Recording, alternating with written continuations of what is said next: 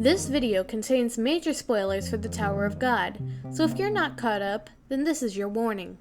Sometimes, as I'm scrolling through the media of Tower of God, I run into questions here and there about why Jahad needs to be dethroned.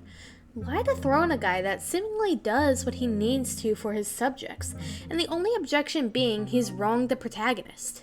But, is that really all there is to Jahad? If that's the case, then why is Fug after him so badly? Is he really as bad as Fug makes him out to be?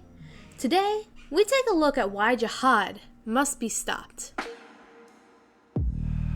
First, let's talk about the native ones. This is something that we haven't heard a whole lot about yet, but there are a few things we do know. The native ones are a group of people that control the elements of the tower. It is believed that Rock may be a direct descendant of the native ones.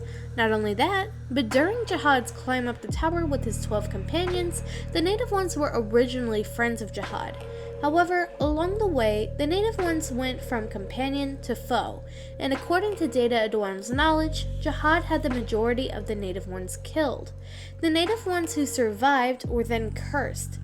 It is at the moment unclear why Jahad and the native ones became foes, but the consequences of the native ones' betrayal to Jahad was costly. They are now known as the Cursed People. One of 3 curses affects all of the native ones. 1.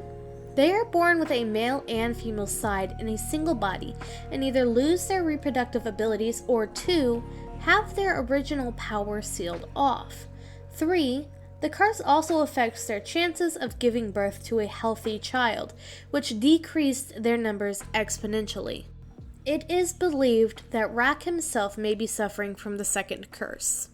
Betraying Jahad involved a mass genocide of the native ones, and major suffering for any of those who dare survived. At this point, if you were caught up in the Tower of God, then there is no way that the tale of Arlen and V don't come to mind.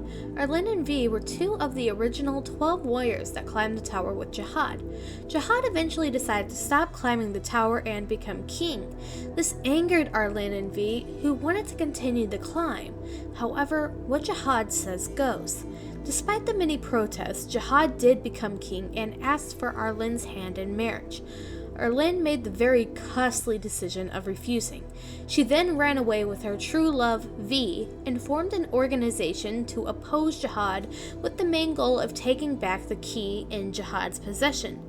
A civil war ensued, but Arlen and V ultimately lost. They then became fugitives on the run. Sometime after they became fugitives, Arlen gave birth to Bam. To Jahad, this was the final straw that broke the camel's back. He tracked them down and killed Bam.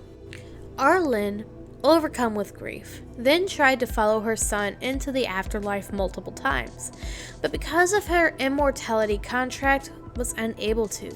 V, unable to take any more of Arlen's suffering, killed himself, so that Arlen would have the chance to join the other companions again and be able to live a normal life. However, Arlen had other plans and eventually escaped the tower with her son, whom she had preserved with the help of a spell.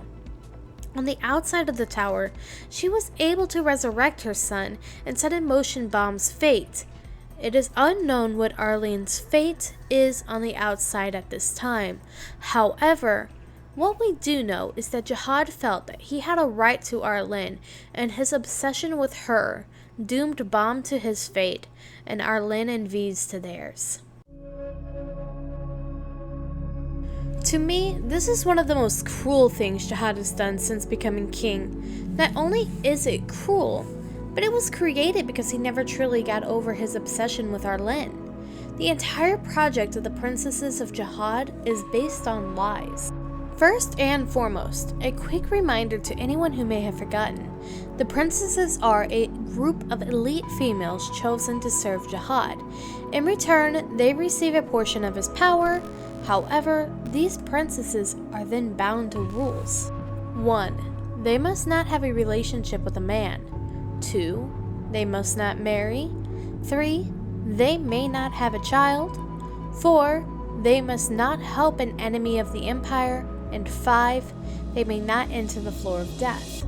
Now, you may be thinking that the princesses have a choice, and they can choose not to become princesses. However, is that really true? Jihad and the families they are chosen from, great or otherwise, these women are political pawns.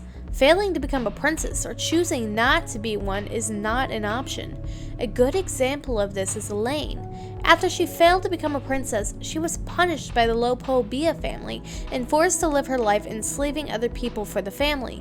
Not only that, but a princess chosen outside of the family is basically a death sentence, as the great families do not take kindly to outsiders gaining influence. Worse yet, the women who become princesses are doomed to fight others like them for the honor of one day becoming Jahad's wife.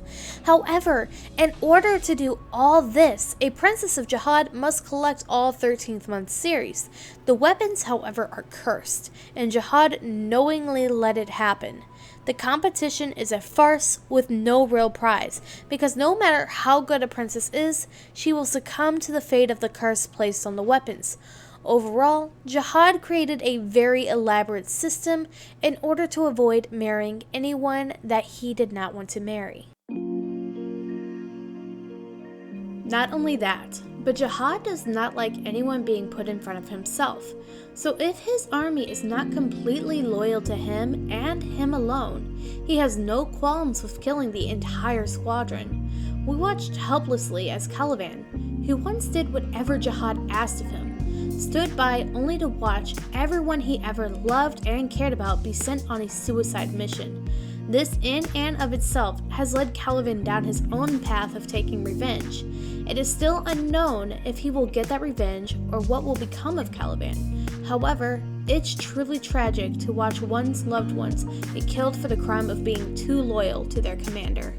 There are a lot more things I could go on about that would prove that Jahad must be stopped, such as using his military to suppress anything or anyone who doesn't agree with him, or the fact that he looks down upon those who are not a part of the 10 great families and see their lives as expendable. Jahad overall is not fit to be a true king of the tower, and the fact that there was a civil war and multiple debates as to him becoming king should be enough evidence to conclude this. It's clear that the data Jahad we meet versus the real Jahad are completely different people. We still don't know entirely why or how Jahad changed, and why he became the tyrant he is now. But one thing I can say beyond a doubt is that Jahad must be stopped.